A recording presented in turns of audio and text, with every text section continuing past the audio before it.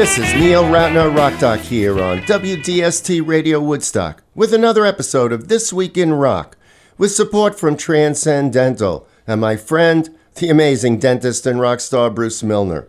Visit Transcendental, his stunning new office at 2 Maverick Road on the corner of Maverick Road and Route 375.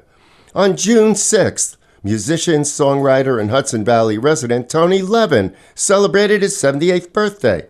Tony began playing upright bass at 10 years old, primarily studying classical music.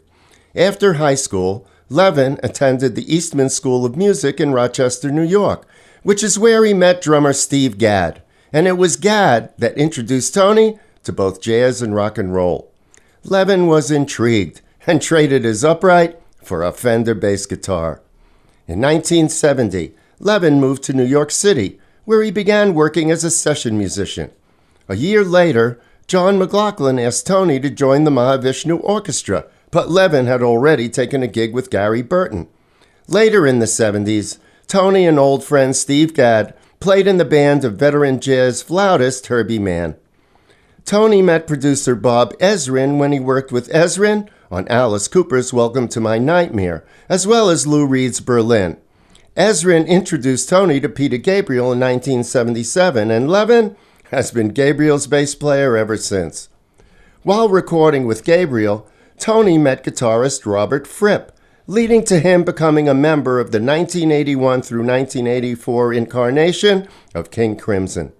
During his time with King Crimson, Tony played and popularized the guitar-like Chapman stick and formed a band years later called Stickmen, with music performed almost exclusively with Chapman sticks and drums. Tony has played on over 500 albums, including work with John and Yoko, Pink Floyd, Stevie Nicks, David Bowie, and many, many others. And in a recent interview, Levin was asked about his approach.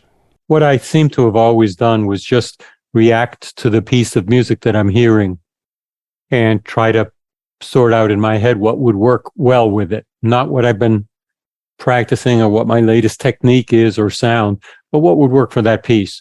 And that's in general what I did. So I didn't really try to be, could we call it progressive? I didn't try like, I'm going to do something that the bass doesn't do. In fact, I think of myself as a very traditional player who just wants to play the right bass part for that piece. However, I fell in with some progressive folks players, notably Peter Gabriel, who really was and is always open to alternative ways to do things. So he encouraged me. He liked when I played. We both kind of came from listening to Motown, simple bass and rhythm parts. And he liked when I did that, but he would suggest vague or even specific other things, or he would say, well, what about this line? And kind of set me off in a direction. And by the way, other artists did the same, suggested things to me that sent me off in a little different direction. And I suppose after a few years of being around Peter Gabriel and Robert Fripp and Bill Bruford and working out music that worked for them, I suppose my musical brain accepted as normal the little bit more unusual stuff that I was doing.